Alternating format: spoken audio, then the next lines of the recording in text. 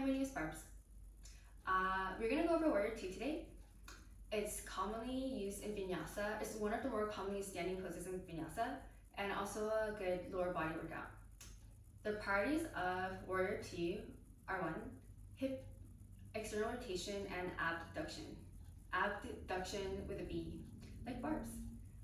External rotation is like sitting in lotus or cross-legged. You're rotating your femur out, and abduction is spreading your legs out wide. The second is hamstring. Hamstring strength and flexibility. Your back leg needs to be strong and flexible enough, and your front leg has to be strong enough to hold warrior two and get deep into it. And the last is core. Your spine has to be straight and stable in warrior two. The first pose we're going to go over is goddess. So step your feet out wide.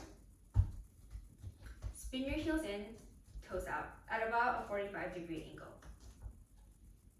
Your hands can be on your legs for the drill because it'll help with stability so you can really get deep into goddess as opposed to having your arms up overhead or having them in pair. But you can do that if you want. You want to squat and stretch your knees out wide so they're not caving in. So this is where the abduction and external rotation comes in. Your hips are no lower than your knees, and your knees are bending outwards, sort of like towards the second toe edge. For every breath, tuck your tailbone and lift your chest and stand up straight on your inhale. And for every exhale, squat a little bit lower and engage your glutes to get deeper into the pose. And you can hold this for however long you want to work your strength on your abductors.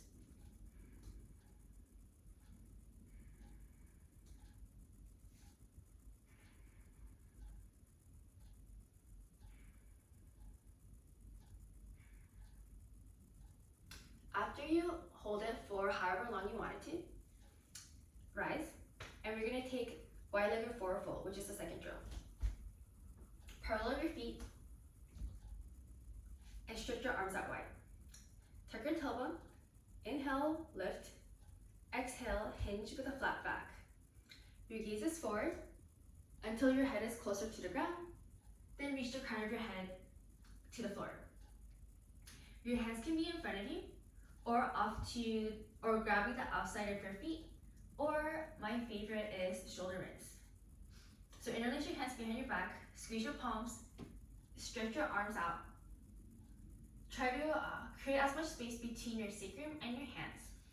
Your shoulders are away from your ears. If you have lower back pain or injuries, feel free to take a slight micro bend in your knees. Shift your weight to the balls of your feet and hinge.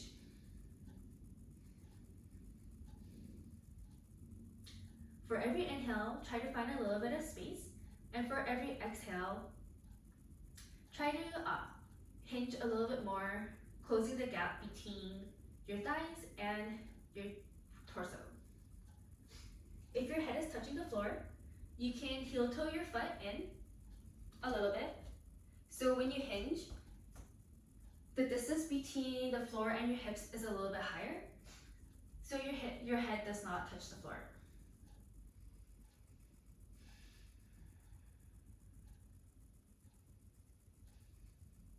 The reason why I like to do shoulder rinse here is in warrior two, we are lengthening our chest and we're opening it.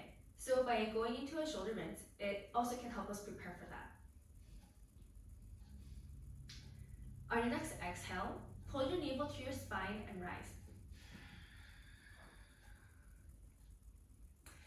It's important to rise on your exhale so you can brace your core and not dump into your low back. We're going to go over warrior two next. Your front toe is facing the front of the mat and your back foot is parallel. The heel is at the arch of your back foot. Your knee is stacked on top of your ankle. Eventually, you want to get your thigh parallel to the mat if you can. Your shoulders and your hips are stacked on top of each other, and the Your spine is straight and tall. This is where the core strength comes in. Your arms are out on either side and your gaze is forward. So you're not moving your body to gaze to your front hand. You're only moving your neck. Make sure that your front knee is not caving in. So this is where the abduction and the external rotation comes in, to make sure that your knee is bending towards the front, towards like your first or second toe. Something that's common is reaching out to the front in Warrior II, but your shoulders are actually stacked on top of your hips. Draw your shoulder blades down your back to open up your chest. And breathe.